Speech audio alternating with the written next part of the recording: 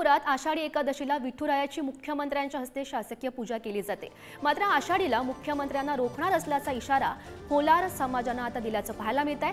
होलार समाजासाठी स्वतंत्र अभ्यास आयोगाची निर्मिती करण्याची मागणी खरतर करण्यात आली आहे। मुख्यमंत्री पंढरपुरात आल्यावर रास्ता रोको करत निदर्शनं करणार अशी प्रतिक्रिया आता होलार समाजाने दिल्याचं पाहायला मिळत आहे।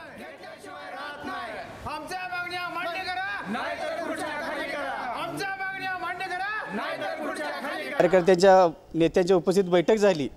या बैठकीत प्रामुख्याने दोन प्रश्नावरती चर्चा झाली। होलार समाजाला स्वतंत्र आर्थिक विकास महामंडळ आणि होलार समाजाच्या जातीच्या चुकीच्या लागलेल्या नोंदी याच्या संदर्भात शासनाने